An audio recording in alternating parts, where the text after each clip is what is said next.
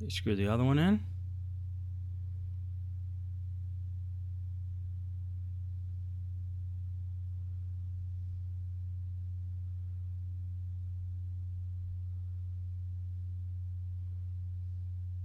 Those wires like to pop up, but when we get everything back together, we'll be able to push them down so they're flush with the top case there.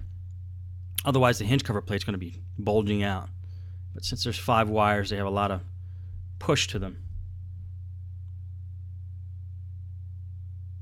Now we're taking the screen. We're going to line it up. First, we're going to reattach the LCD cable and the cable that goes to the inverter. Towards the bottom there, attaches to the inverter. Snaps right in. There's only one way it could go in. Easy connector. And then plug the LCD into the screen. LCD cable. Squeeze both sides. Pull it. It goes right in the connector.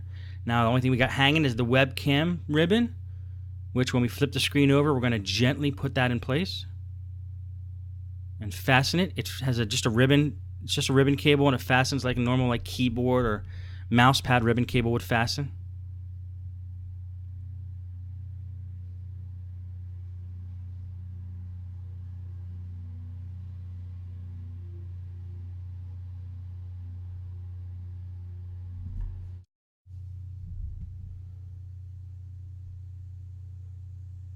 Okay, just make sure that ribbon cable's fastened properly. Then just let the screen rest back.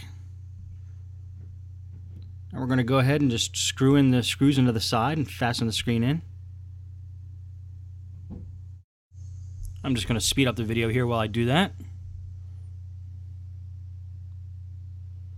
Got one side done. They're tiny little screws. Sometimes they can be a little hard to work with.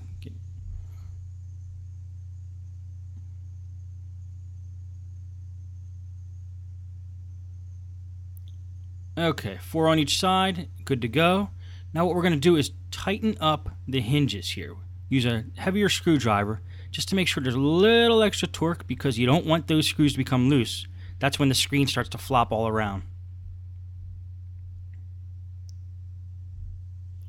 Okay, now we are going to take the front bezel here and snap it back on to the front of the screen.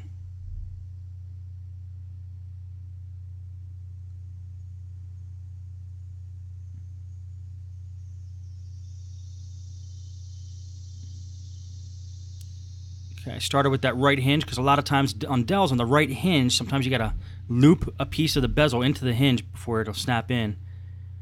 And then the rest of it should just fall into place. Snap it as you go around, and then just always just double check to make sure you got everything snapped in properly. Even down by the Dell logo there, that needs to snap in. That Dell logo right above the keyboard, you'll see it when I turn it around. You're looking for any area that's lumping out and that's not sitting flat. Okay, we did flatten it there. And then once that's done, it's time to put the screws back in. Now remember, we're going to keep them in the same pattern as the way we took them out.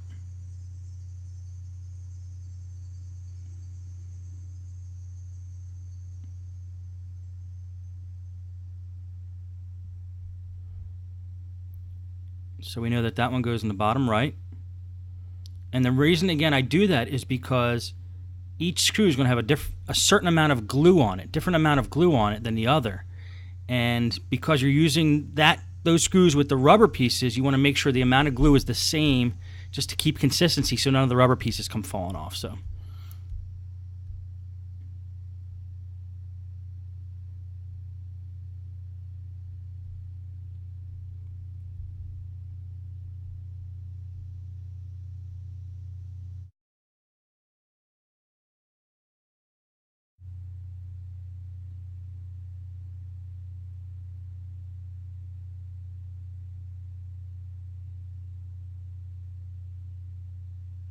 Okay, almost done with all the screws. We're going to tighten them up. Don't over tighten them. I don't like to over-tighten anything on a laptop because you're dealing with a lot of plastic, and over-tightening plastic tends to weaken it. Just make them snug. Now we're going to take the rubber pieces and put them back on.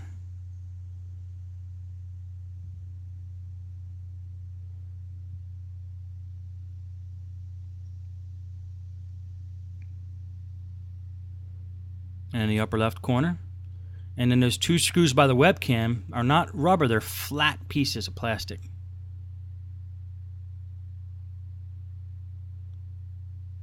And they're just there for cosmetic reasons. So you don't see the screw head.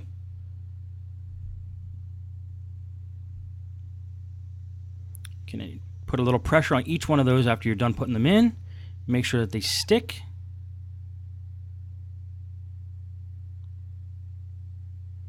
Okay, now we're going to get that gaggle of wires to stay down.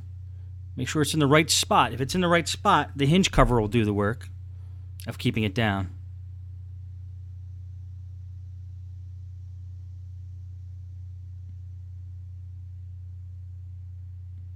They all have pre-indented slots there that all the wires should go into.